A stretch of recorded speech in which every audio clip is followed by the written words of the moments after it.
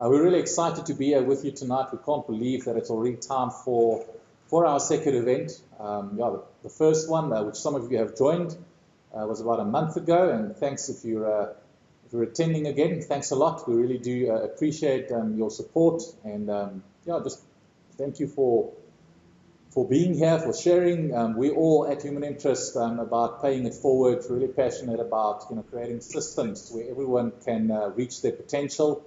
And we believe that the EliteHR and this component, the live Q&A, is one of those where we can enable people and uplift the HR community. So we have a couple of exciting topics that we want to share with you this evening. And I really encourage you to stay right to the end. We'll be sharing more on the second component of EliteHR, the EliteHR Masterclass. June, and getting some background noise here, but that's okay. We are soldiering on. So early June, and we have a little bit of a surprise at the end, 2 spot prizes that we also want to give away to 2 of you that's on the call this evening. So what will we be discussing? As you would have seen in the communication that I shared with you, we're going to talk a bit about employee engagement, specifically in a virtual environment. We're going to touch on employee wellness, and if you're an HR professional and you sit in an organization in a tough economy, you are asked to do things on either a shoestring or zero budget. So that is a bit of a challenge. We're going to talk about manager or interview bias during an interview. So what do you look out for, and how do you actually mitigate that? We're going to talk about the power of psychometrics, workplace bullying. That was a question that was posed in our first session that we didn't have a chance to get to, and we've made a commitment to address it tonight, and we will be doing that. And then lastly, we're going to talk a little bit about performance management in a new reality. So I really want to encourage you all to engage. If you've joined via Zoom, please engage in the chat functionality. If you are watching on YouTube, fortunately you can't engage, but what you can do is you can smash the subscribe button so that you get notified of all the videos. We've got a whole bunch planned for release during the course of the year, so don't hesitate to subscribe. Even if you've joined on Zoom now, head over to the Human Interest YouTube channel, follow us there, follow myself and JP on LinkedIn, connect with Human Interest on LinkedIn so that you can stay up to date. But I just want to again make sure that the chat functionality is working. My laptop disappointed me, so I'm running it off my phone so that I can monitor responses. So what I want you to do, just where you're at in the chat functionality, just fire away where you find yourself tonight, your location. Where do you find yourself tonight? I see that our YouTube channel has been shared there, so you can flick that to post that on your social platforms. But I kindly ask that in the chat room, where you find yourself, in Joburg, London, Paris, Berlin, Timbuktu, not as exciting as those places. Well, we've got Cape Town, Hout Bay, I love that, Bristol, Wilmarie from Clear again. I'm not going to ask this time where it is. You told us last time. Oh, Ferret. I hope you've got a glass of red wine handy with that fireplace burning, sitting in the strunt in Cape Town. Got Jerome from Durban. So literally from all over South Africa, thanks a lot for joining us. Vanderbijl Park. Murray, another return attendee. Murray, thanks for joining us again from Joburg. PE. Couple of Joburgers as well. So thanks a lot, everyone, for joining. Thanks for your support.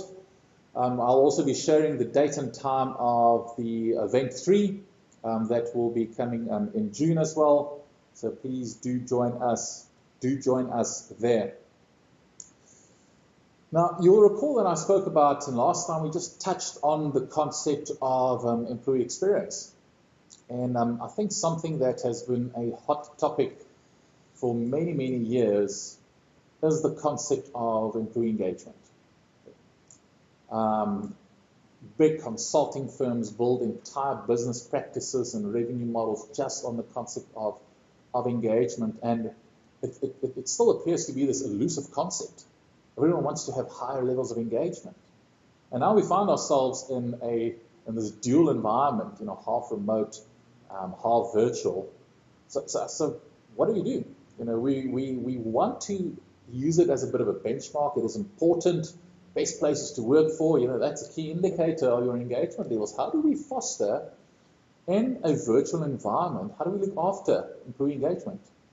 So I think there's a couple of things, and welcome to everyone on the show tonight.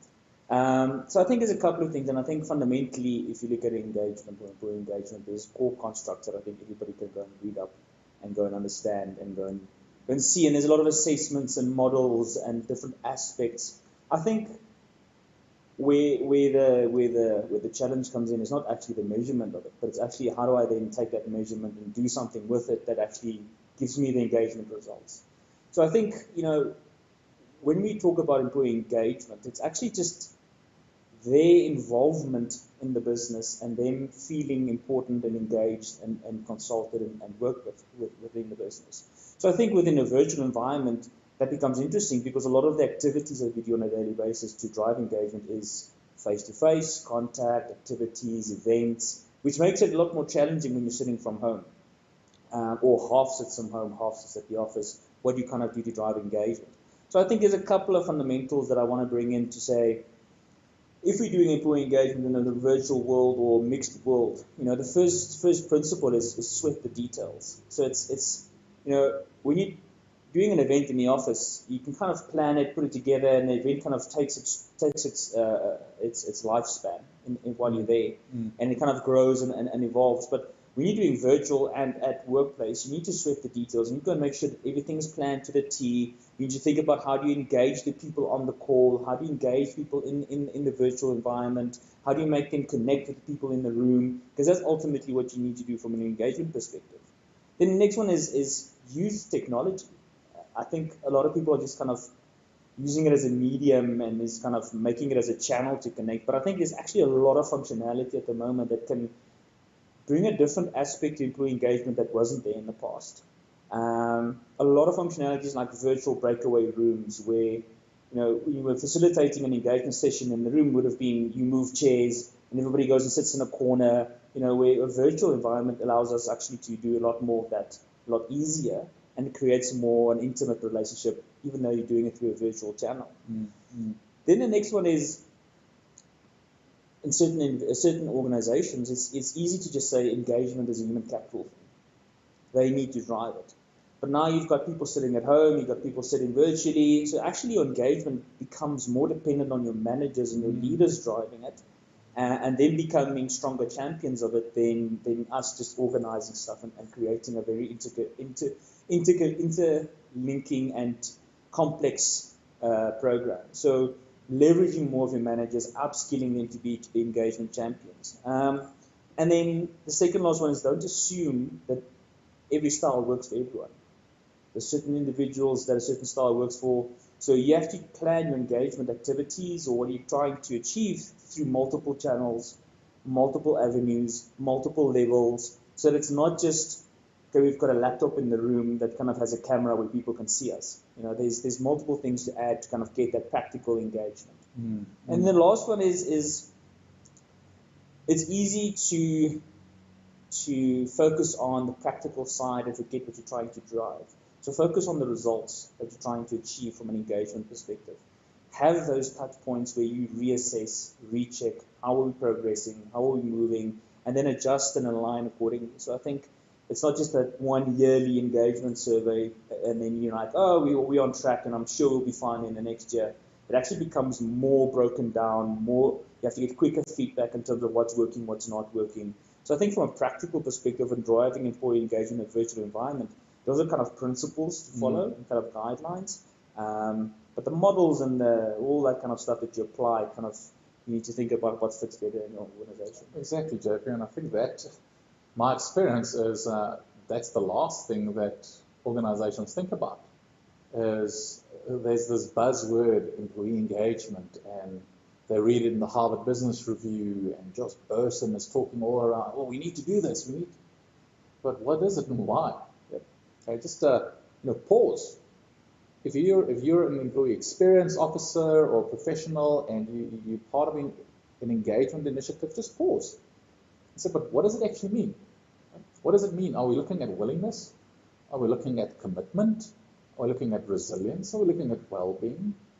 Because that will inform, first of all, the type of assessment and how you actually gather feedback from people. So you need to really start with that end in mind, as you've rightfully indicated. And I think something that really resonated with me and that we also experienced with a lot of our clients is you need to be a lot more deliberate and intentional with that. It's no longer you just foster that social interaction as you go and make a cup of coffee. And it is the manager.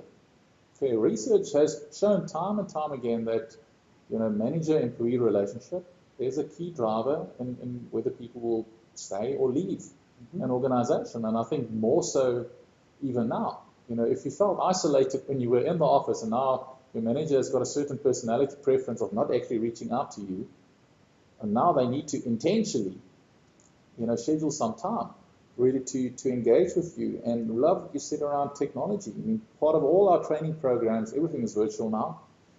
We fortunately, some clients are moving to a sort of a blended approach. There's some in-person, some breakout rooms are brilliant. Brilliant collaborative platforms that we can use. And what I found now is that, yes, conversation is a bit slower when it's through a virtual session, but everyone contributes.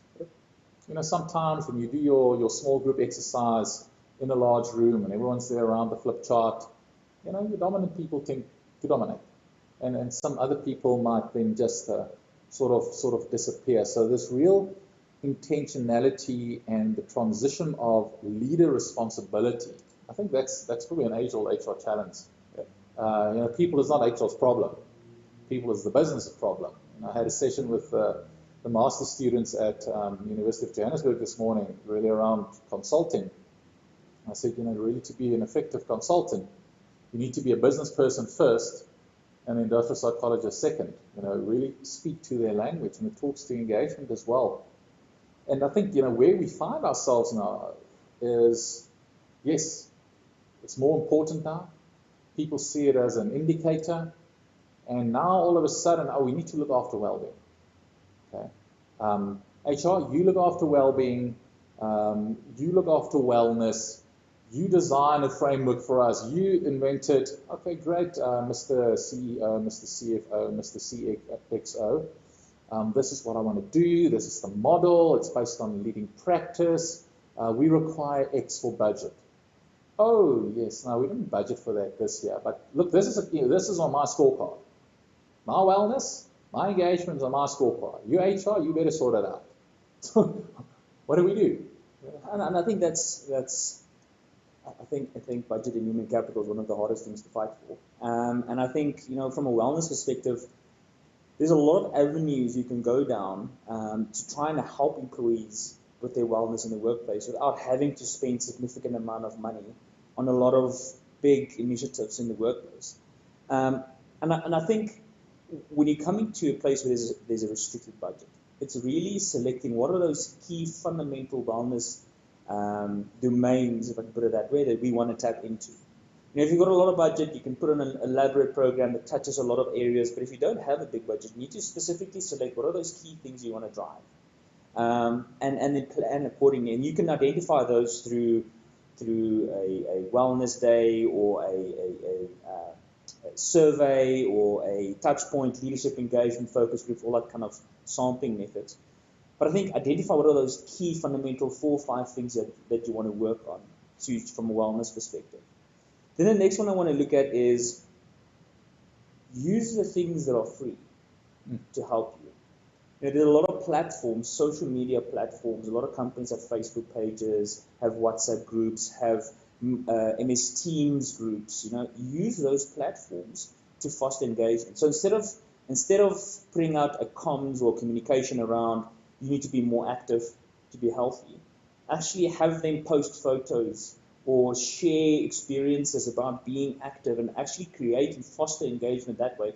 Have them create the content that you want on the platform instead of you just pushing out content the whole time. And then the next one is sometimes wellness is about a perspective shift. Sometimes wellness is, a lot of people are going through COVID, a lot of people are going through challenging environments, and it's so easy to become internally focused around what are my challenges. And something as small as shifting your focus to helping someone in a different situation than you, sometimes immediately shifts that dial of how bad my life at the moment is, and shifts it to a point where I'm actually in a good space, I'm actually better than I need to be, and shifts that perception of your life satisfaction. So doing small things to help communities, bring together fundraisers, cans for food for the SPCA, blankets, anything like that just shifts your dial in terms of how you're looking at your own life. And then sometimes from a wellness perspective, because you're disconnected at the moment, it's just about fostering and facilitating engagement situations. Not engagement from a pure human capital perspective, but just creating an opportunity for people to connect. And having that opportunity to talk and have a conversation sometimes alleviates some of that built up tension and frustration that actually contributes to the wellness. So it doesn't have to always be these elaborate wellness campaigns, and they do have their place. Sometimes it's just the small things that we can tap into that doesn't cost money, that actually creates a lot of engagement within a business. Love that, JP, and I think two things really resonated with me. That sort of that online social platforms, and we're in the process of just doing some research for a client specifically on that. And one of the things that we see a lot of big organizations doing, and again, it doesn't have to be a big organization, it can be 5 people in your company, is they do make use of free platforms. Okay? You don't have to design an app to check. So what they do, post pictures. So virtual running community is brought up. We can't run marathons anymore. Okay, great. Let's run at the same time as the prestigious New York City Marathon, but we run here in Vanderbilt Park, or we run down in the Strand. And also what you shared there, that whole concept of, is of giving to feel better. It's a great counseling mechanism as well as how do we create that? You don't need budget for that. You run a community project and get people involved in that, and that is how people really, pull together. And again, as I said, for engagement, also think about what does wellness mean and well-being mean for our organization. Are we looking at intellectual wellness? Is it physical wellness? Is it financial wellness? Is it social wellness? So define, again, that framework, that model, and based on the model, my experience as C-suite executives, they love models. They can put a budget to a model, not just to waffle. So have that model, say, look, we want to focus for the next 3 months, we're going to focus on intellectual wellness. And we've done a lot of research, and we found these free courses on Udemy. MIT is offering this class for free, etc. Can we run this? Great, done. No budget required. So I think it is something that organizations can really look at, and really just to foster the right type of environment within an organization. And I think those things, I always think about kind of like it shows dividends, shows royalties.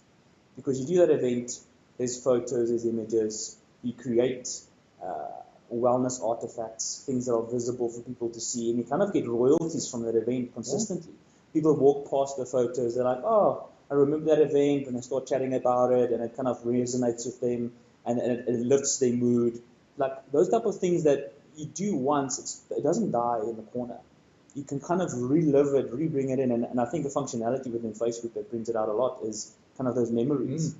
And if you create that social capital that you've created with your team, and those things come back up, you can then re-engage with those events and create further engagement through those events. So I think a big thing for us, is driving engagement, driving wellness. But I think a big focus and one of the key things people want to discuss is when we bring people in to the business, how do we ensure that the people that we bring in are the right people to help us foster that environment, help us foster engagement, help us foster wellness? So how do we support our managers, and what impact does managers' bias have when they interview people that ultimately leads to bringing in the right people in the workplace? So how do we work with that? Yeah, look, we can spend hours on end talking about biases, and I might miss some of the biases because of my own biases. It can become a real tongue twister. But let's just focus on the concept of the interview, okay? Because I think that's where subjectivity very often comes in, is bias in an interview. Actually, when I interview, I draw a little line down and I write bias. And as I go through the interview, I will write the different biases that I see in myself. Okay? Sympathy bias, affinity bias, etc. So that when I come to the end, then I can reflect back on that. But what are some of the key things that we've seen? If you're in the HR profession, you're a student, preparing for that, I've identified just 5. There's obviously a lot more that we see really come to play in recruitment. And we've assisted many clients with finding the right people, and we need to point these things out for them. Some of them actually pay us to sit in the interview to help them be objective. Okay? So one of the first things that you'll probably see is that stereotypical bias, stereotyping. Okay? I've got, because of my background and how I was raised, a certain view on X, Y, and Z. And now someone enters the room, and I make wrongful conclusions. I might be interviewing for a sales job, and I know that this person will travel a lot, and in comes a very competent female candidate, and through the conversation we find out that she's married, she's got 2 kids. In my mind, I immediately write her off. She's female, she's a mother, she can't travel. Okay? That's stereotyping, it's wrong. And we can't do that. Or another thing that we've also observed is sort of inconsistency in questioning. I might think that because I studied at, let's say we interview for a senior position and the requirement is an MBA, I did my MBA at Henley. Okay, so I think Henley's tops. And now someone comes in and they did their MBA at Wits. So I now deep dive. I want to find out, do they really know what they're doing because they studied at Wits. Now another candidate comes in, they studied at Gibbs. Oh, I know what they know. Okay, I don't have to ask the questions because they went to Gibbs. Okay, first impression bias. Okay, so I might have a bias that, look, if a person don't look me in the eye, if they don't shake my hand, or now give me a good elbow shake. We do the chicken shuffle together, that's low confidence, etc. So first impression bias is important. Halo effect. Okay. We see that come into play very often. A person responds brilliantly to the first question, or they do something that resonates with the manager, and that is it. That casts a shadow over all the things that where they're not meeting the box. And then lastly, and probably I must say one of the big things is affinity bias, like me. Okay? We love to appoint people that reminds us of ourselves. Okay? We need to guard for that. So what do? Okay? How do you, as HR professionals, as business partners, when you get into an interview, how do you mitigate this? So 7 things that I want to share with you.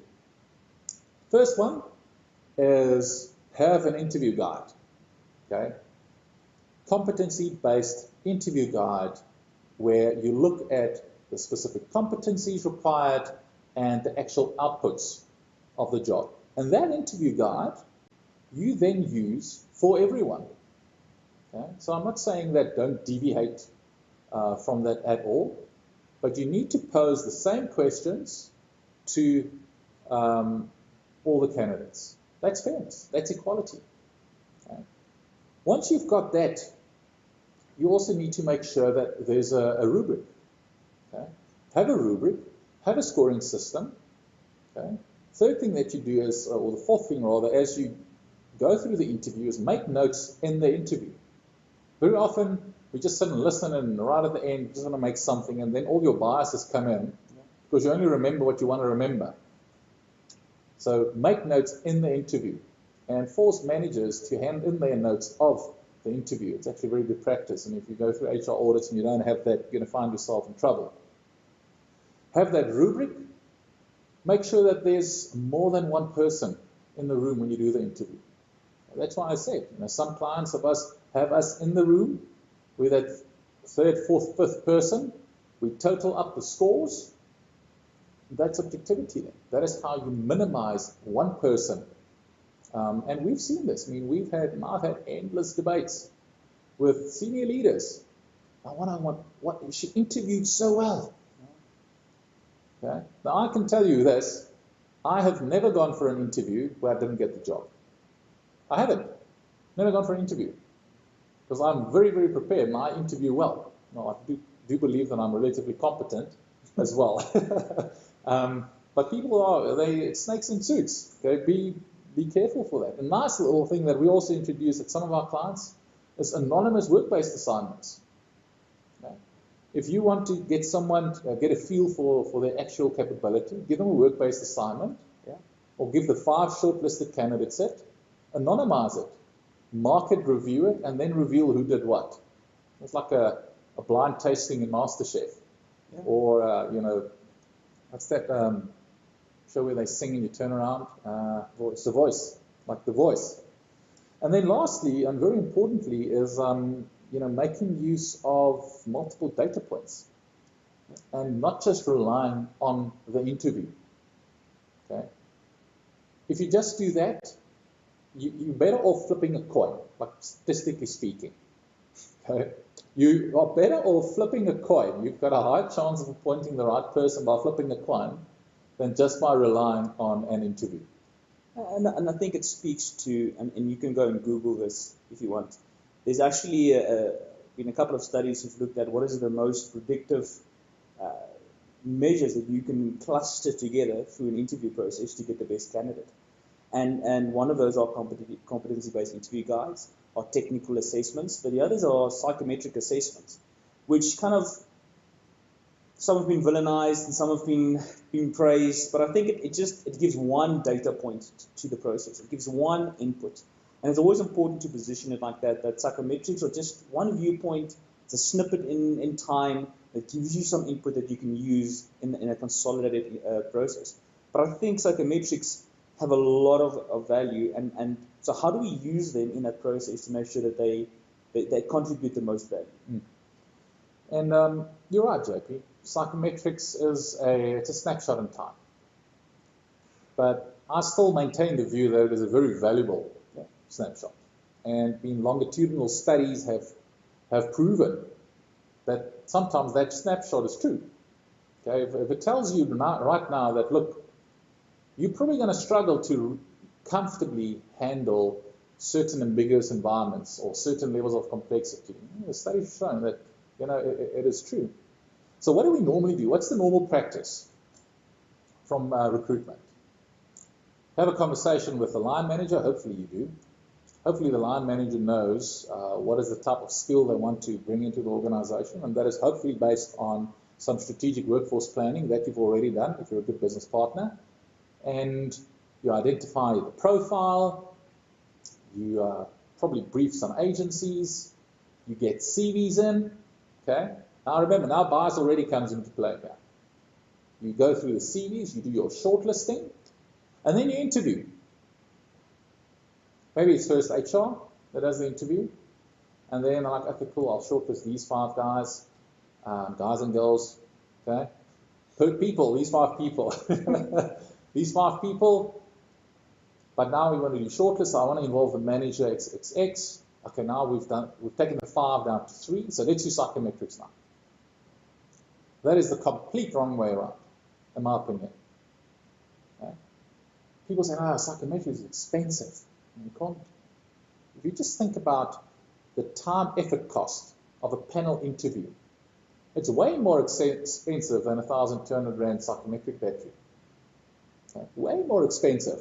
People don't see it like that. So my view is, do large-scale psychometric assessments first. Okay? You can do great batteries at a very cost-effective price point. There's no objectivity or subjectivity involved in that. Use that as part of your filtering. And then we go through the interview process. But your question in terms of how do we then use that further? Okay, we see many organizations, they unfortunately do the assessment thing the wrong way around, in my opinion, and then they leave it there. But you've got this valuable data that you can work with. You've got a very good indication of a person's preferences, if you've done a personality profile. So you've got a good sense of, look, are they inclined to be curious? So should we put them in an environment where curiosity is appreciated? Do they like to follow rules? What does a team composition look like, etc.? You've got a good idea of their potential. So one of the big things that we assist our clients with really is to design and implement an integrated assessment approach, okay, where you use the data from recruitment right through. Because remember, most of those assessments that we use have got a 12 to 24 month shelf life. You must use that data. So when a person comes into the organization, when you appoint them, you immediately have very valuable information that can be part of a personal growth plan. If we want you to excel in here, we see that this logical reasoning battery, you potentially struggle a bit with, but we've got these courses on the inside. Shadow that person, etc. Make it part of that. Right? Use that data for succession purposes. We see many of our clients, and I'll sit with the CEO or the client leaders and say, who's going to take over from you? Now, I think that person, what do you base that on? Now they've got potential. What is potential? Can you define potential for me? Yeah, it's X, Y, and Z. Okay, and if I ask your CFO, if they think that person's got potential, have they got the same definition of potential? So this is one of the big things that we see where people don't spend enough time on articulating is under the construct potential. It is a term that is thrown around quite wildly. But how do you actually assess for potential? And I'm just actually going to give you our recipe here, okay, free of charge. We believe potential comprises of 5 subconstructs. And you can comfortably assess each of those. If you don't have these in, and you've got others, great, but if you don't have them, and you just work on your gut, remember your gut's also informed by all the biases that you might have. There's your aptitude, cognitive horsepower, that is important. I've seen and experienced it firsthand, where it tells you that this person is going to struggle with certain levels of complexity. And you go against that and you bring them in and you tell them, look, run these 7 projects for me simultaneously. Oh man, then you look at the well-being very quickly. Okay? So aptitude is important. Reasoning ability, dealing with complexity, creativity, whatever is part of the role. People ability, the ability to engage, that is part of potential. Okay? Agility to learn, how quickly you grasp new concepts. You should look at that. Engagement. Okay, a person doesn't have, in my opinion, a lot of potential if they're not engaged in their job. Or if they have the 5th component, aspiration. If they don't aspire to something higher, why do you consider them? So don't tell me, no, he's going to be my successor, but this oak, you just want to move down to this front and join Gerrit there and have a cup of red wine, or cup of wine. Some days I feel like a cup of wine. Yeah. Have a glass of wine. So really define that. So if you're involved in assessments, really think about how you can create something that is integrated, that is multi-layered across the organization. It can be very cost-effectively done, where you can use it for recruitment purposes, you can use it for development purposes, you can use it for succession planning purposes. It will give you an indication of a person's readiness. Okay? How ready are they? And we see, I talk about, and one of my clients used the word the missing middle. We see that quite often. Senior leaders, people by the job title manager, which not really managers, and then, you know, individual contributors. These guys are not necessarily ready to take over from there. So that places, again, strain on the entire recruitment system. So use that data points, use it wisely. When you recruit, references, psychometrics, competency-based interviews, standardized. That combination will give you about a 0.83 chance or correlation with success. I think that's a stat from what I can last remember. So it's important. No, definitely, and I think if you want to take that one step further, how can you integrate your assessment constructs into your job design, so that when you speak about these assessment constructs, they're not disjointed from what the business knows and works with on a daily basis. So things like capability, how do you work that in? And now you're getting more into the field of kind of OD and organizational design.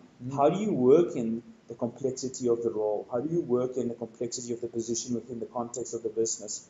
And then linking that back to your psychometrics to get an understanding of, if the role is here and the person is here, will they be able to close the gap? Will they be able to get there? You know, how do we need to support them? What's the fundamentals of the role? What are the learnings that we need to achieve? So I think, you know, psychometrics, 1/10 of what it can do is recruitment. The rest is as far as you can think about incorporating the fundamental constructs into everything. Yeah, and I think, you know, sometimes we do a great job in getting the right person in, but then they might be working in a system or with a manager that is prone to emotional manipulation or workplace bullying, which was one of our previous questions. So it's twofold here. How do we deal with the system of that?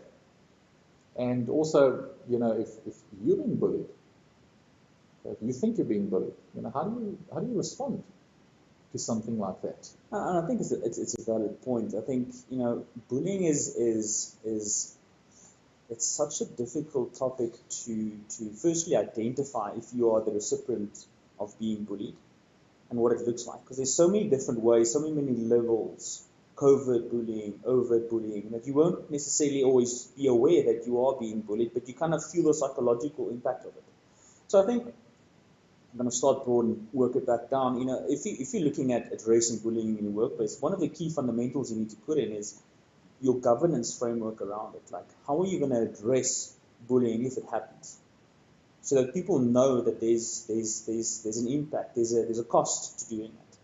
Then the next level down is kind of educating your leaders and your employees around what is bullying, you know, what are the types of bullying, what's the behavioral things that you would see, because there might be someone in your business that doesn't know they're being bullied or doesn't know that it's actually bullying, and they just feel it in their daily work, and actually just educating them and making them aware of what's actually happening, you know, will push them to the point where they'll actually do something about it.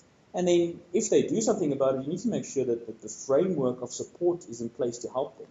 Anonymous hotlines, EAPs, all the basic things that needs to be there for the employee to actually reach out now that they've realized what's happening and actually have the support that they need.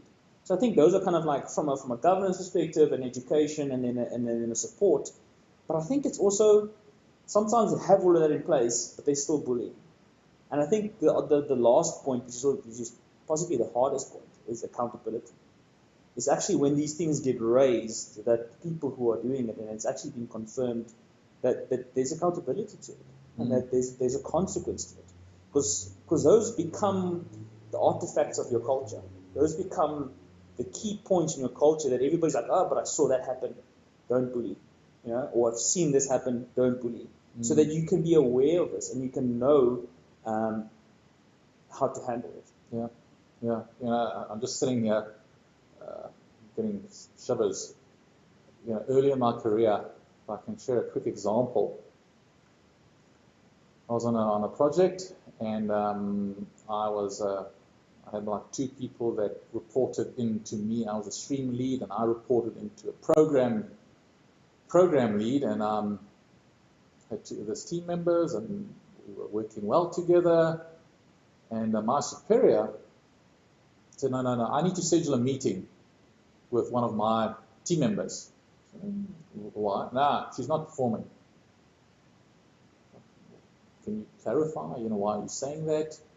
What's the evidence? Now, don't ask questions, just schedule it. I want you to be present when I give her the feedback.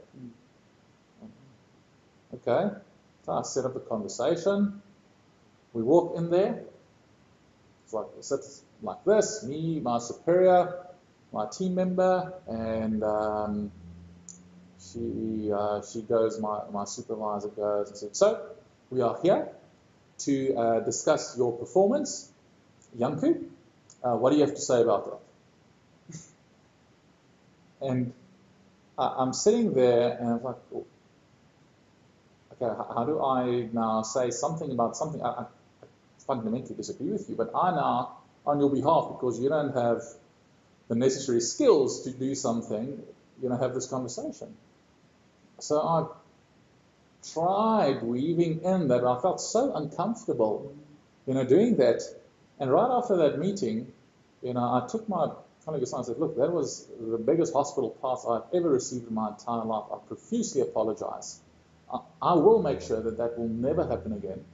And I went to my superior, and she was way senior than I was. And I just bluntly told her like this, and I said, what happened now will never happen again. You will never treat me or any of my team members like that. It is not acceptable. Yeah. And I thought, oh man, that is probably, I'm going to get like failure on all my performance ratings and all of that. And it actually earned so much respect from her that I got like exceeded expectations. And to me, that was just a clear example. And I was the only person who stood up to her. I mean, we had in a team of over a 12-month period on that specific team, we had 4 people in a team of 8, so 50% asking to be rolled off. And the organization and the project team just sort of accepted it. And I just said, no, it's not acceptable. So I think you're touching on a very key topic, and it's kind of transitions into the last one that I want to discuss, or what we want to discuss is, you're talking there about performance management. And I think this is always a controversial discussion point, given the history of performance management, the way it's been approached in the past, how people have approached performance management, trying to manage biases, subjectivity, trying to make it metric-based, lack of metrics to actually then measure the performance. And I think performance management has become almost to that point where people are just, we don't need it anymore. It's not adding value. But actually there is still a lot of value, and we've seen it a couple of times where companies have gone down the route of trying to remove performance management, but ultimately going back to just kind of a different perspective of it, or a different way of measuring it than they did in the past. And I think it's such a core fundamental component of it. So how do we then make sure that performance management works in a new reality? Yeah. And we've got about 10 odd minutes left, and we're definitely not going to solve it. Yeah. So I want to share some experience with you, and I definitely also want to encourage you to, please, we've got 10 minutes left. Make sure, fire away with questions, comments. If you disagree with us, tell us. Okay, we're open to feedback. Okay, let us know in the chat functionality on anything that we discuss now. Please share your views on that. So, interestingly, if you look at where performance management came from China.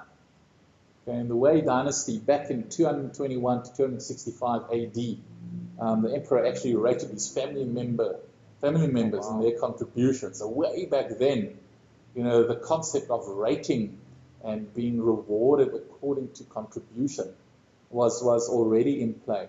So where we find ourselves now, in a couple of oaks largest blame for us, Peter Drucker, being one of them. So in the 90s, he introduced the whole management by objectives. And then Kaplan and Norton took it a bit further in 96 with an HBR article on the balanced scorecard approach. And then we had John Dewar with the OKRs, objectives and key results, obviously made famous by Google, and being a key Google and Silicon Valley practice. And then you rightfully said, people said, we don't like this ratings, and we're going to throw it out. Okay, Deloitte, Adobe, big companies in the news throwing it out. They never were in the news for bringing it back.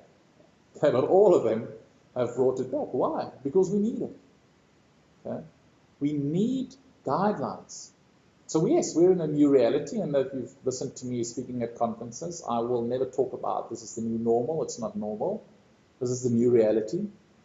And we need to consider, how do we manage performance in this? Because if we do away with the principles that sits behind it, I mean, we've seen, and the research has shown, that engagement levels drop.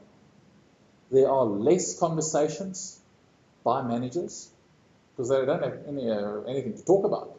Okay, there's less informal conversations. The quality actually drops.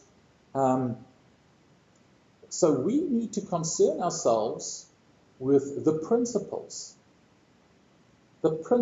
of effective performance management. So whether you want to do it once a year, use a platform for it, you want to use Excel, whatever the case might be, there are certain principles, in my opinion, that's non-negotiable. And those are aligning on expectations.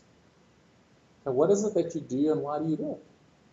How does it contribute to either the short, medium, or the long term? You need to have that conversation. Whether you want to document it or not, that's up to you. Okay, that's a principle. Then you need to monitor adherence to the agreement. Okay? And you can decide, and you need to decide in that initial conversation, how are we going to monitor this? And then there has to be feedback on whether it is being achieved or not, whether there needs to be corrective action. Okay? To me, those are the principles of effective performance management in this new reality. Is have the contracting in place, make sure that there is monitoring, and make sure that there is feedback. And obviously there's a lot more that sits behind this. And this, incidentally, is also the topic of our first EliteHR Masterclass. And I'll talk to that in a moment. Where we're going to deep dive really on that. Spend 3 hours in a masterclass looking at the principles of performance management in this new reality. What are the rating scales? What does the research say? How do you give feedback in a virtual environment, etc., etc.? A whole bunch of things that we're going to dive into. But I did see a couple of comments and questions coming through here. So with your permission, and you can't actually grant it, so I'm just going to assume that you give permission. That's the beauty of being on stage and not in the audience. It's your show. I'm going to pause the response there. I want to look at the questions and then respond to that. And, essay typed here. I think that on the people engagement topic, it is important to also train managers on interpersonal relationship. Absolutely agree. This is coming from Aura. Only focusing on platforms and channels is not enough, especially in a virtual world. Building trust should be most important. Absolutely. It's not a case of either or. It's a yes and. We need to do both. But the focus has shifted. I used the word intentional a bit earlier. So managers has to be intentional about their engagement, but still the how they engage is absolutely critical. And the one thing I want to add there is where engagement was kind of facilitated through informal interactions in the workplace by walking past and seeing each other. There needs to be more deliberate focus on scheduling times for these engagements. As kind of forced as they feel, it still creates a platform for people to actually have those conversations, to have those engagements. So from a human capital perspective, our role is how do we help facilitate those engagements and those connections in the workplace. Not necessarily telling people how they must engage, but more create the opportunity for it, create a safe environment. I think a question, JP, that came through here, you speak about facilitation and connecting, and very, I think a question that we all face from a few pertains to, how do we get buy-in on that? And I think that is something that we will be discussing at length in our masterclass, because a lot of organizations have got these systems, but is it a governance exercise? come performance review time, do you see everyone just sitting behind their laptops and firing away reviews? Okay, then it's just a tick box. It's not really adding value. But there is a way in which you can position it to add value. And we will be exploring that within our next masterclass. Just having a look at some of the other questions here.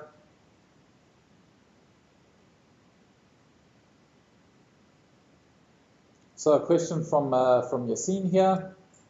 It's got to do with cultures and the concept of feedback and how in certain cultures feedback is actually seen as disrespectful. So Yassine, I'm going to make a note that we dive into that in our next feedback and the concept of performance management. We also have another question coming in here that pertains to specifically bullying from managers. So again, talking a lot about psychological safety. So I'm also going to position that we do a bit of a deeper dive in the relationship between psychological safety and bullying. Yep. And our next event. So a question here, we can use WhatsApp, but does that not infringe with work-life balance? If there's no rules, yes. Okay. So let's talk about that as well. The always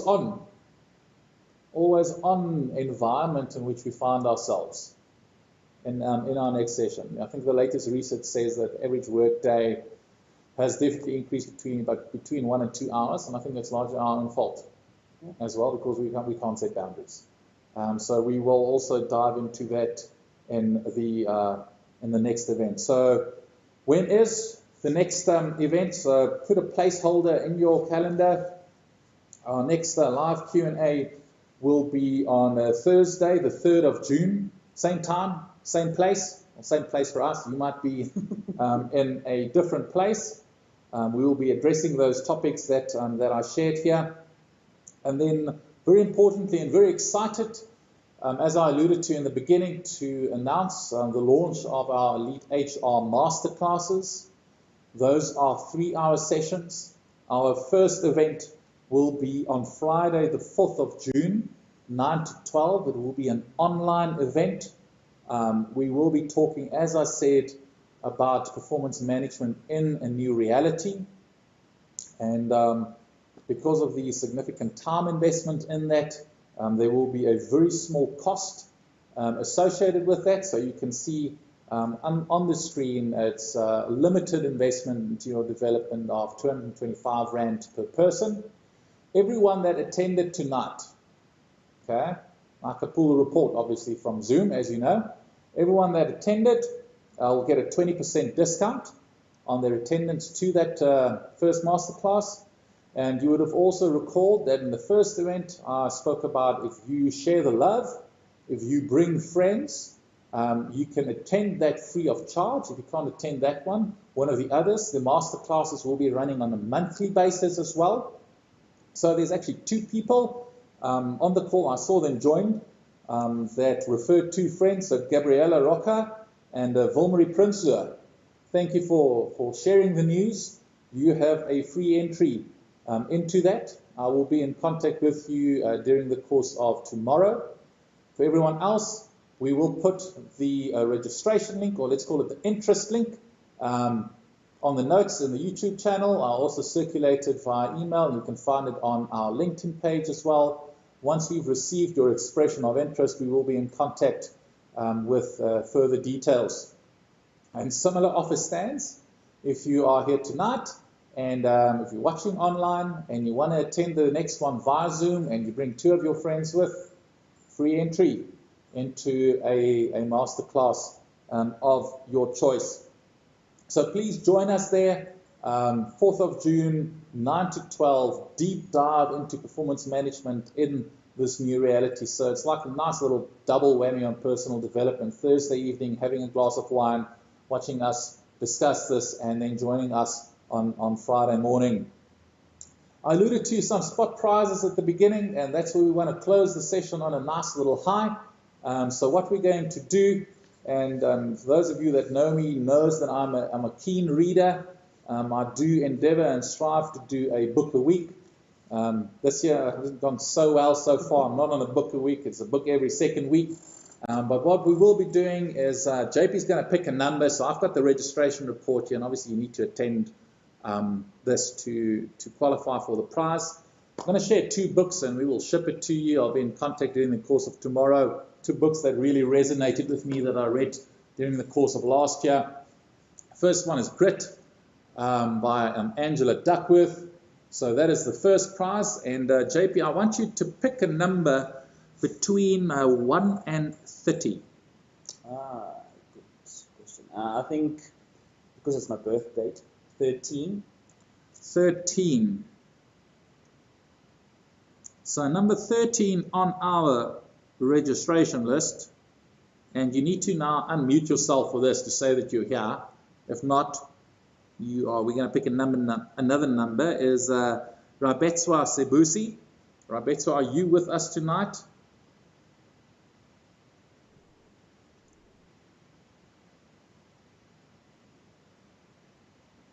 Okay, it doesn't look like that. Okay, pick another number, JP. Your birth date's not a lucky number 7. tonight. Number 7. We've got Mandy Mavuso. Mandy, are you with us? Let me go here. I can also have a squiz here. Oh, they do sorted. Okay, Mandy's not here. So give me another number. 9.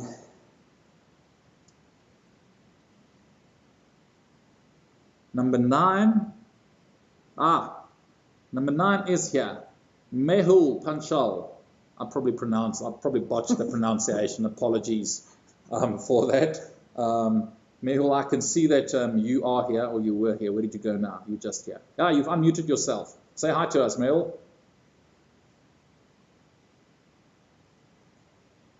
Okay, I haven't got my audio on here, so I'm assuming he said hi. So let's say wave, let's say hi. Mehul, I'll be in contact with you during the course of tomorrow. And the other book that I want to share with you is probably one of the best books that I have read. Is on Netflix. A big fan of the Netflix culture. It is No Rules Rules by Reed Hastings. So now I want you to pick a number, JP, between Let's go above 10. Between 50 and 70. Oh, before 50 and 70. Between 55. 55. So I have a lot of counting to do. Let's have a look here. 55. Let's see whether that person is here. 55 on this list here is here. That's good. Carmen Green. There we go. Carmen, thanks a lot for joining, and I'll be in contact with you tomorrow. We will be shipping a hard copy, a COVID-friendly shipping delivery service. We'll deliver No Rules Rules to your destination of choice. So thanks a lot for joining, Carmen. Mehul, thanks a lot for joining, and everyone else on the call. As I said, I'll be in contact tomorrow. Please do join us at our next event. I've alluded to some of the topics that we'll be discussing in our live Q&A. And please do join us at the first of the EliteHR Masterclasses. And again, don't hesitate to send through topics that you would like us to do a deep dive on. So those will be specific. We are tackling performance management as the first topic, but there's so much that we can do. We can do deep dives on psychological safety, on leading recruitment practices. Previously we spoke about employee experience. How do we create that? So really deep dive, and it's not going to be academic. It is not going to be death by PowerPoint. We believe in creating a platform where we're going to learn from each other. So it will be blended. There will be theory sharing, model sharing, facilitation, small group activity, all the things that JP referred to and how you create engagement in the business we'll be using during the course of these masterclasses. So from our side, from my side, from Janko, thanks a lot for joining us. Appreciate your support and look forward to seeing you next time. Yeah, thank you everyone for joining. Sign up for the next one, refer a friend, share the love, and enjoy your evening. Thanks everyone.